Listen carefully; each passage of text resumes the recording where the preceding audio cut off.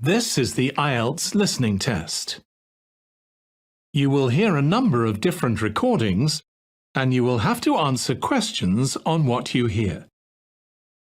There will be time for you to read the instructions and questions, and you will have a chance to check your work.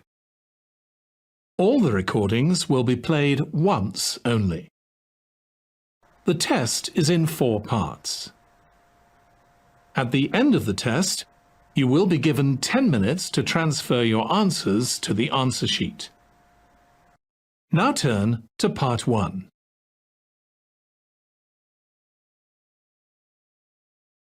Part 1.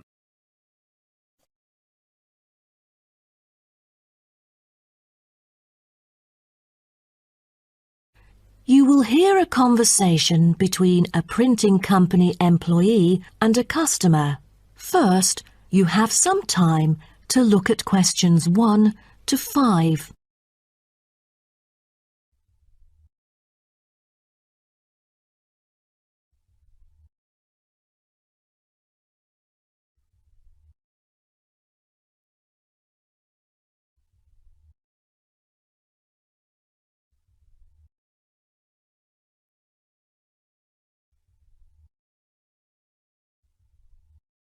Now we shall begin. You should answer the questions as you listen, because you will not hear the recording a second time. Listen carefully and answer questions 1 to 5. Good afternoon. Welcome to Matrix Printing. I'm John Smith. How can I help you? Good afternoon. I'm here to reprint a brochure for our hotel. There are some pages that need revising. Sure. How may I address you? Oh, I'm Mary Jane from Central Hotel Chains. Nice to meet you. I've got samples of the previous version. I assume it is your company's advertising brochure. Yes. What exactly is the problem? Well, it was printed the year before, so some of the information is already out of date. There are also a couple of problems with the layout. Firstly, the letters of the address on the front page are far too small. It's hard to see when glancing at the cover. How big do you need it to be? Increase the letters by 3 font sizes. Just a minute.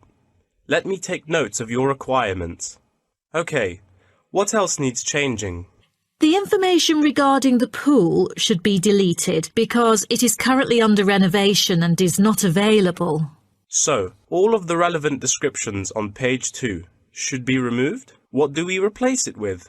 We can't just leave the whole page blank. Just fill it in with the introduction of our newly opened gym. I've included all the relevant information here in this flash drive. Let me check. I see. No problem then. What is also bothering us is that the description under the top photos on page 4 is incorrect. The word lounge needs to be replaced with reception. Fully noted. Is that all? No, there is more. Turn to page 5. We feel that showing merely the picture of our exterior and interior decoration does not fully represent the appeal of our hotel. On second thought, we've decided to use a picture with the view of the hotel. Do you have the original copy of the picture? Yes, it is also enclosed in the flash drive. Okay, we'll re-edit the whole layout of the photos. Great.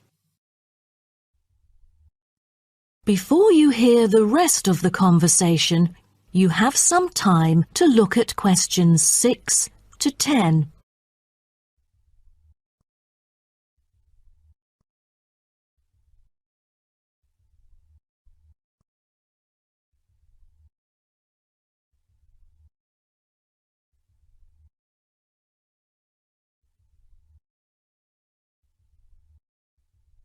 Now listen and answer questions 6 to 10. Let's turn to the next page. Yes. What's wrong with that?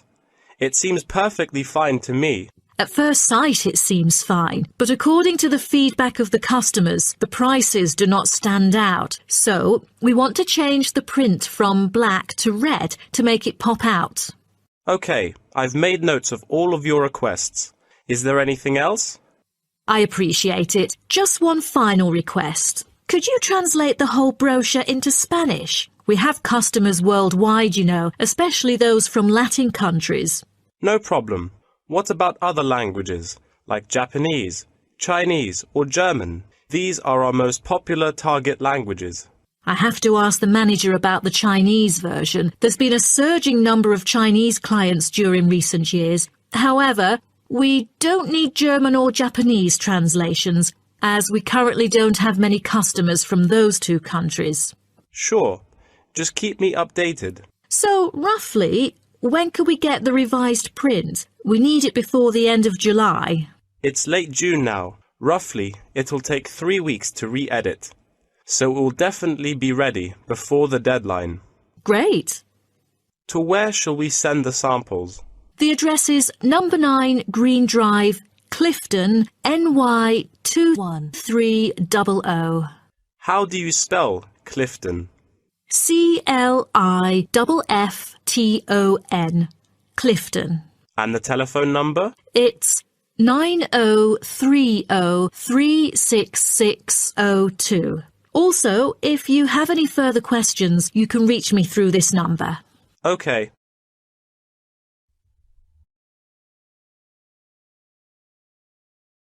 That is the end of part 1. You now have 1 minute to check your answers to part 1.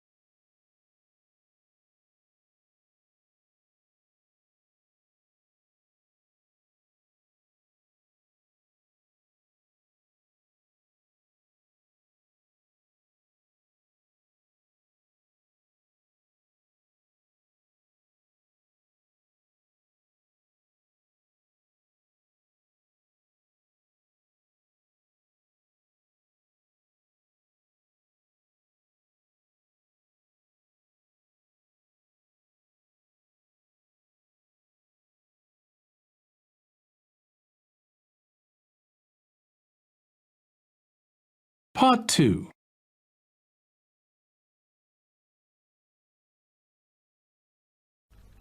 You will hear a guide talking to a group of visitors about a national park. First, you have some time to look at questions 11 to 16.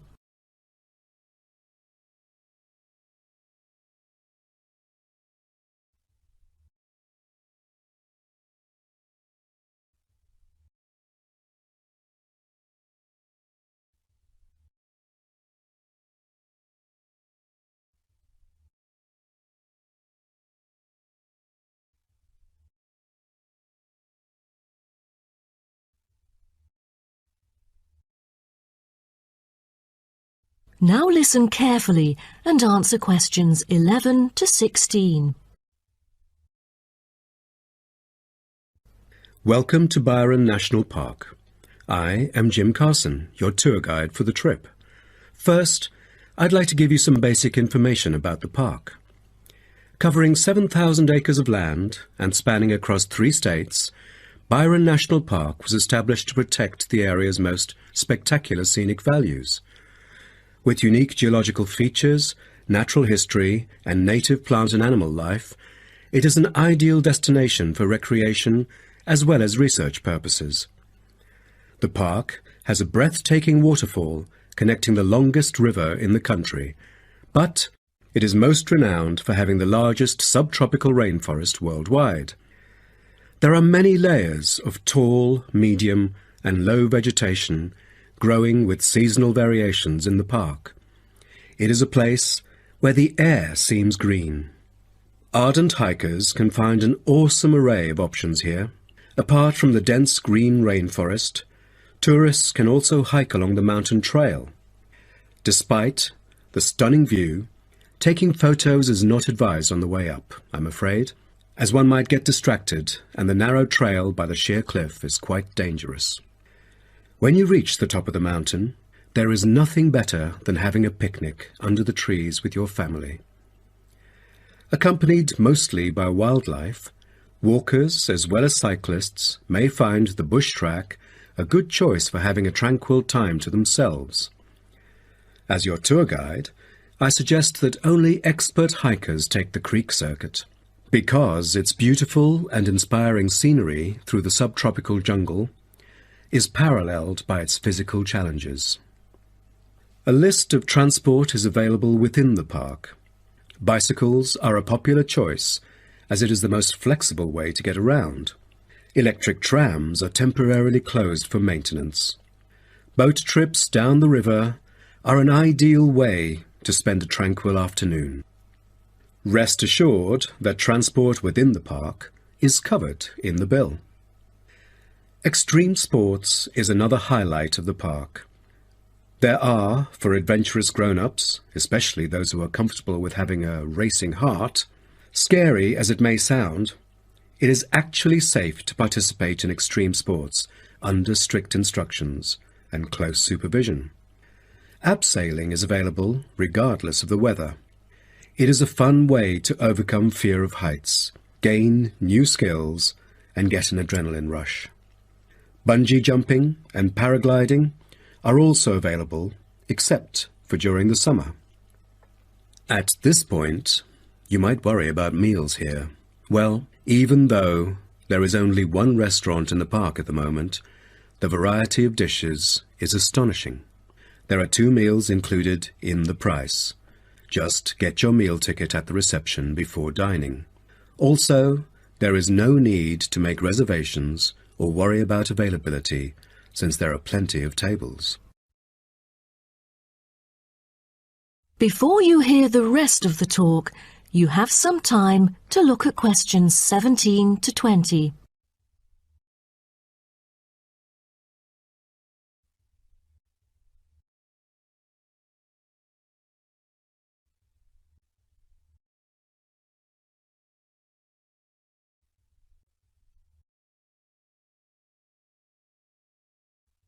Now listen and answer questions 17 to 20.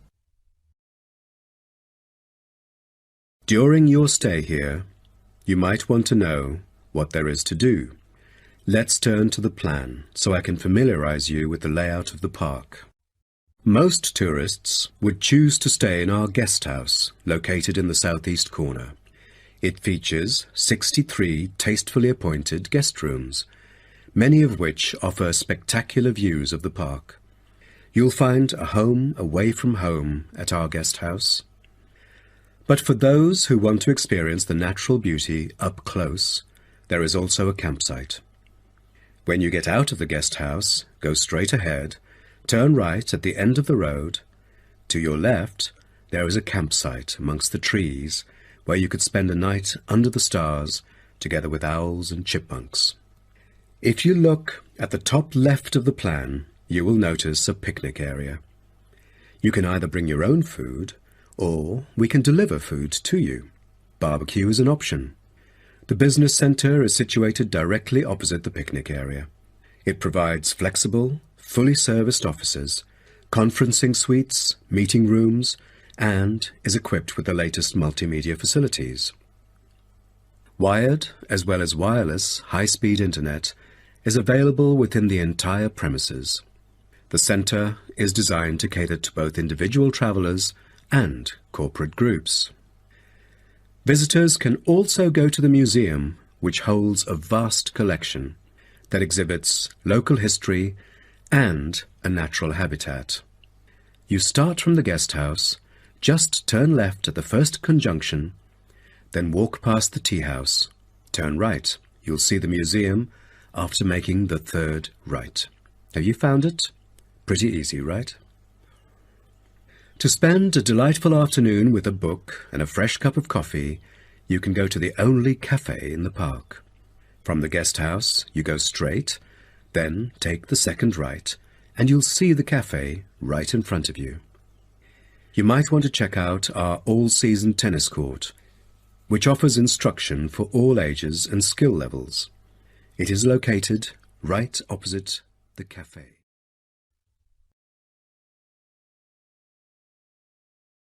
That is the end of Part 2. You now have 30 seconds to check your answers to Part 2.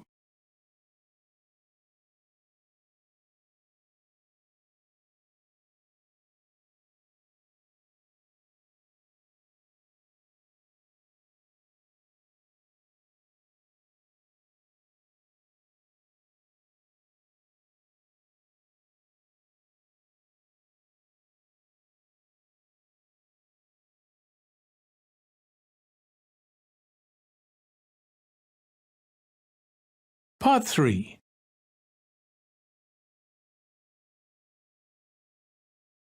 You will hear two students called Helen and Paul talking to their tutor about a nursing course. First, you have some time to look at questions 21 to 24.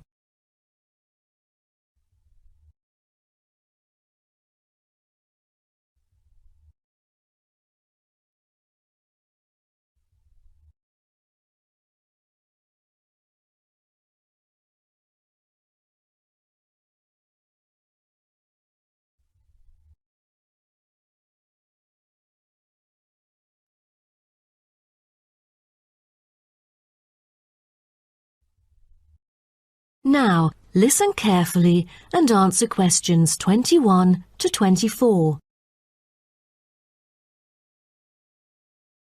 Helen and Paul, congratulations to you both for doing so well the past semester. You two have exhibited an impeccable performance during your first year in the nursing program. I'd like to get some feedback from the two of you to better improve the program and to provide guidance for our prospective students. I'd like to start with you, Helen. So, first of all, which aspect of the program impressed you? Well, to be honest, when I was enrolled into the course, I was expecting a group of classmates my age. But as I stepped into the classroom for the first time, I was surprised by the diversity. Most were in their 20s, but there were also those in their 30s or even 40s.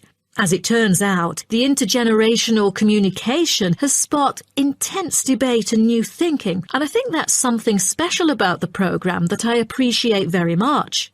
What about you, Paul? What do you think of the program? For me, the group project we carried out last semester is another key feature of the program.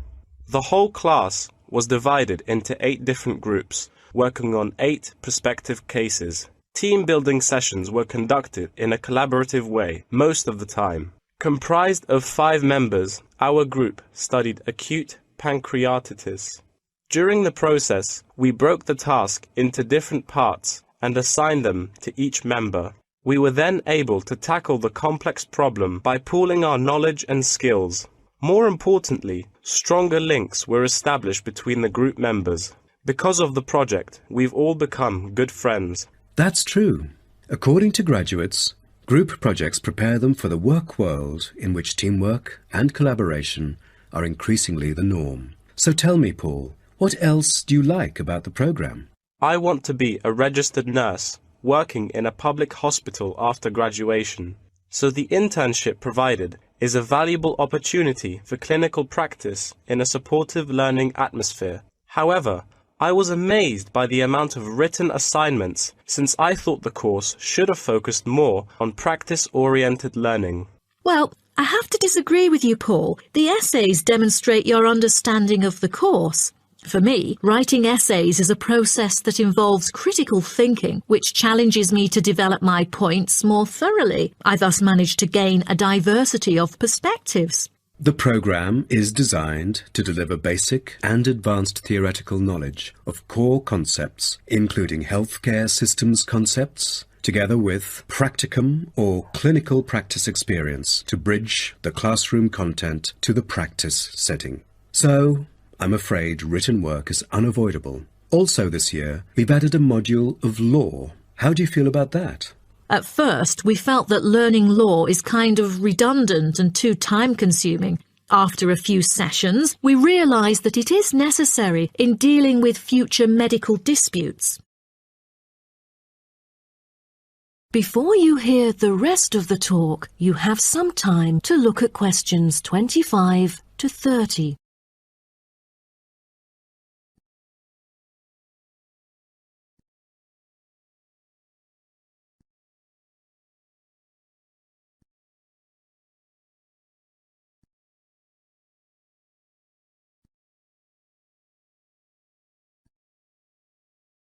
Now, listen and answer questions 25 to 30. Do you have any suggestions for prospective students? What bothers me most is handing in essays on time. I almost missed the deadline once because there were 3 essays due within the same week, so rationalizing your time is critical. Well, that's true. The lectures deliver so much useful information. I have poor memory, so I kept making notes and revisiting them on a regular basis. To my surprise, at the end of the semester, I have learnt the key concepts by heart. How was the research? I heard that it was quite challenging. How did you manage to overcome the difficulties? That's true. The majority of us had no clue how to carry out the research at first. Fortunately, when I was digging up reference materials at the library, I sought help from the librarian. She taught me about finding the appropriate resources and choosing the proper research methods. Have you checked out the online forum? Yes, it has become a habit for me to visit the forum regularly. In a sense, it extends classroom learning. It is where the students post academic problems that they come across and get support from the faculty members. Some of my classmates didn't do so well during the placement tests. I feel that background reading is necessary. Lastly, do you have anything to say to the freshmen? I was really ambitious at first, trying to get straight A's on my transcript. I made tons of notes and worked hard even on the optional assignments to get extra credit. I stressed myself out before having an emotional breakdown. After consulting my advisor, I found it important to set realistic goals. Don't push yourself too hard. It is wise to sort out your priorities. Thank you for coming here today and providing valuable feedback on the program. Have a great summer break. That is the end of Part 3. You now have 30 seconds to check your answers to Part 3.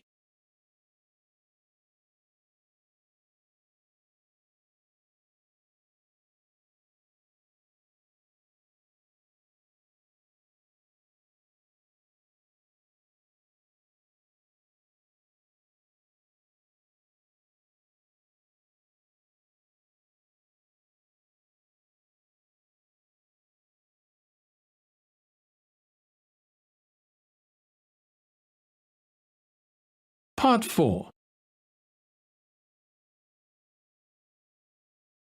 You will hear part of a lecture about African penguins. First, you have some time to look at questions 31 to 40.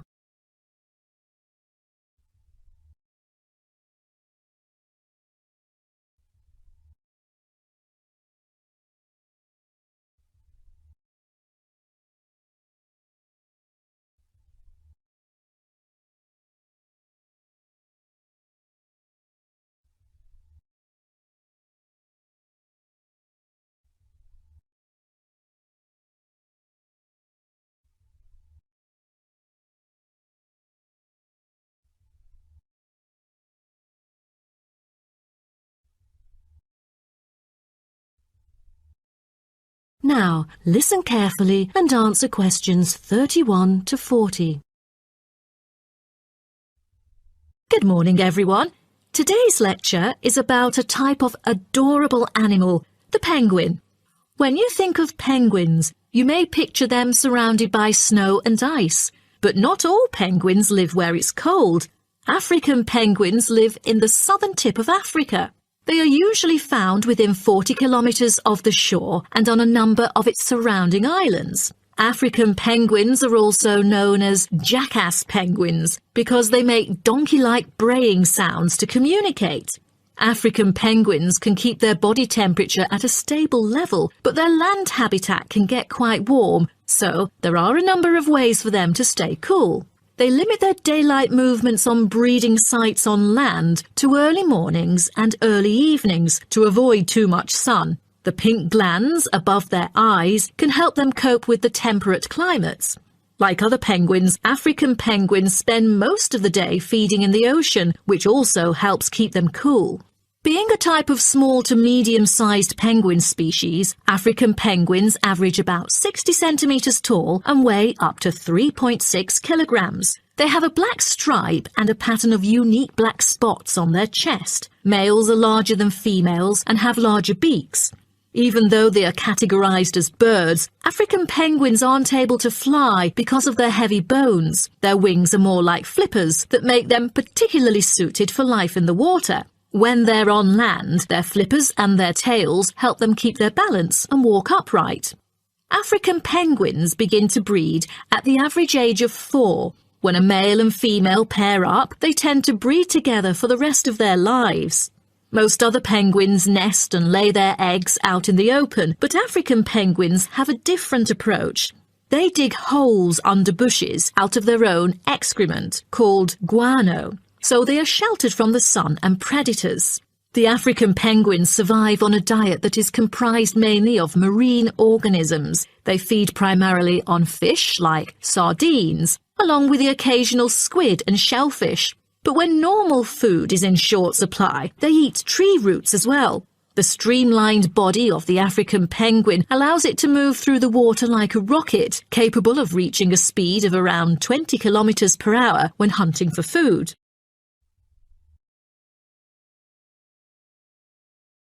The African penguin's smaller size means that it has many predators both in the water and also on dry land. Their natural predators at sea include seals and sharks. The biggest threat to them on land is not just towards the adult penguins. The penguin chicks are sometimes taken by seagulls into the air and dropped from above. The seagulls could thus feed on them. At risk from predators, young penguins are protected for about 40 days after hatching by both parents. They will leave the colony when they are between 3 to 5 months old and will return a few years later.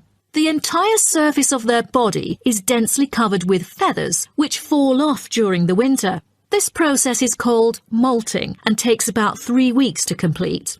During that time, they are unable to forage. Therefore, prior to this, African penguins spend about 5 weeks laying down fat deposits. They generally live between 10 to 15 years. However, many do not reach their full lifespan. Their population has drastically declined. Approximately 120,000 African penguins remain in the wild, and their population has decreased by 90% in the past 60 years. They are considered to be vulnerable and have been listed as being endangered. 2 major factors have contributed to their decline. They are struggling for nesting space due to human disruption and competing for food due to overfishing and pollution. With the limited number of breeding pairs, survivorship becomes difficult for African penguins. This makes them especially vulnerable as environmental conditions change or an outbreak of a disease occurs. For instance, avian malaria has caused 27% of the captive breeding penguins' deaths annually. The more genetic diversity there is within a species, the higher the likelihood that at least some of the individuals will adapt and survive. That is the end of Part 4. You now have 1 minute to check your answers to Part 4.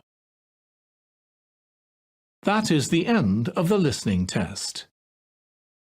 In the Ielts test, you would now have 10 minutes to transfer your answers to the answer sheet.